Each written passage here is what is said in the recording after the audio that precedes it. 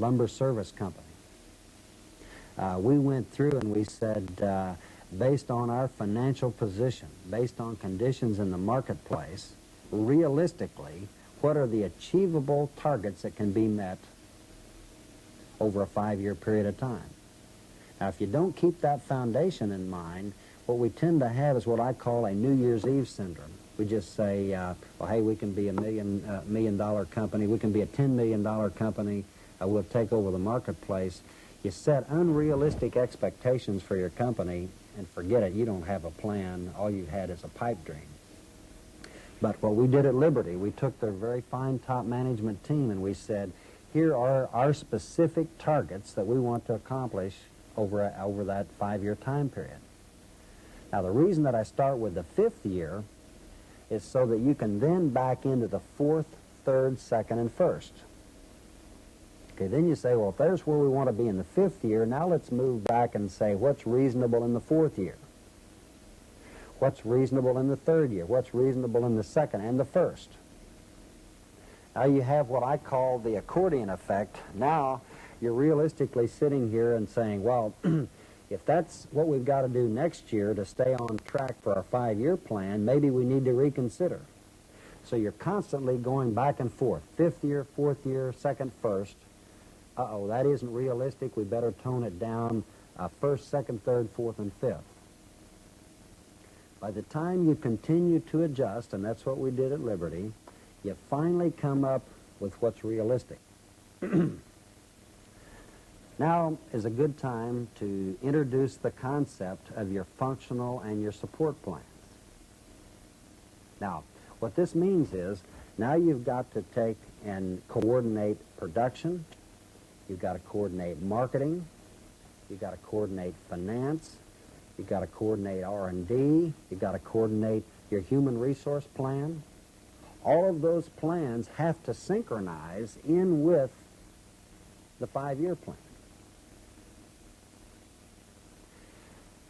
So each head of each unit then, let's say that I'm the head of human resources in a particular organization. Once I see the specific 5-year plan, and that's what we're trying to do with the Imperial Corporation of California, is they are developing a very sophisticated 5-year human resource plan based on where Imperial is going over the next few years. Their director of human resources, because he's part of the overall planning process, knows the strategic direction of the financial institution, then he can come back with his staff and go through the very same process. What's the purpose and reason for being for the human resource area? He can come back and say, now, what are the environmental factors in the state of California? What's the turnover rate? What's the labor pool like? Are the skills there to run a major financial institution? What are the strengths and weaknesses of our own area? Here you do things like a asset and liability inventory. Here you find out the attitudes of your people, the plans based on some assumptions. Your human resource plan then has very specific 5-year objectives, just like the overall strategic plan. Now, you're literally doing the same thing in marketing, production, all other areas of the business. What I've seen throughout my business career is a total, complete lack of coordination of these plans. I've seen situations where marketing has said we're going this direction with those products. Nobody ever talks to production. I've had a career as a production executive, and in most cases, production people are left out of the planning process.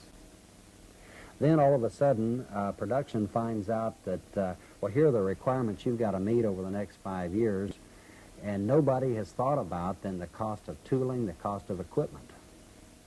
So now all of a sudden, you've got a plan, you've got a market direction, and then what about the financial plan? Do you have the money? Some kinds of heavy tooling, there's 36 and 48 months of lead time to actually get the equipment into place to be able to even manufacture the product. If you go through a planning process like I'm describing, and you're setting overall, say, marketing objectives, here's what we want our sales and profitability to be, everybody is sitting right there at the table, and the production man can raise his hands and say, we can't meet the demands with our present equipment. I was in a situation where I was the key manufacturing executive responsible for producing a product, and I did not know that that product had even been developed when we received the first production order. We ended up on one of the biggest fiascos that I've ever been involved in my life because we could not adapt the new technology onto our equipment. We were 6 months late delivering the product. The customer was unhappy. Everybody was a loser. Now, if I had been in on the planning process, I would have been able to just bring up in the planning meeting that it's not realistic to take this kind of a design and put it on that kind of equipment. I hope we've learned that lesson. I hope we're to the stage now in our planning sophistication that we get everybody involved in the plan before you execute the plan. So again, it's very important now to have each of those areas now begin working on support plans. All right, let's take a look at this whole area of strategy. Now again, you take each of your major objectives. You list that objective across the top of what I call an action page. And you say, here is our specific, measurable objective in the area of sales, say in the 5th year. Then you want to start looking at what strategies do you need to achieve those particular sales objectives. Now, what you do now is you create, you'll notice I'm continually creating another set of task forces. As you, by now you've already dissolved your purpose, environmental analysis, strengths and weaknesses and assumptions task force. Now you've taken the same group of people, added some more people in the organization. This thing's growing over time. Now you're bringing in, let's say you've got 8 key objectives. Now you've got a committee of 6, 7, or 8 people looking at each objective and saying, if that's our objective, then what should we do in the area of pricing? What should our packaging be? What should our channel of distribution be? How should we call on our customers? In other words, each specific team now is gathering information, is talking, discussing, and coordinating. And again, your meeting's going on. If we're on a one-week retreat, by now we're into about the 4th day. If you've chosen the luncheon or breakfast route, then you might be in your 4th or 5th month.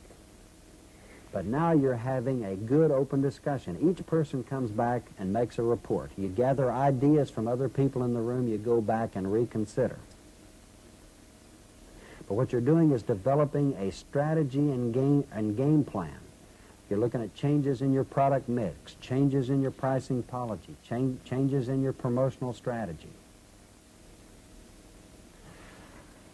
Now,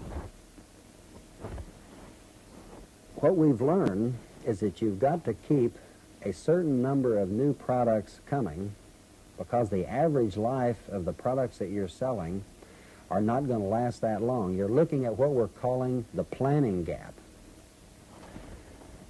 You've got to have a steady stream of new products, new ideas. The marketplace is not going to stay the same. 5 years from now, 10 years from now, you're not going to be selling exactly the same products you are right now. You've got to be working on what you're going to be selling in what I call the planning gap. All those things have got to be taken into consideration.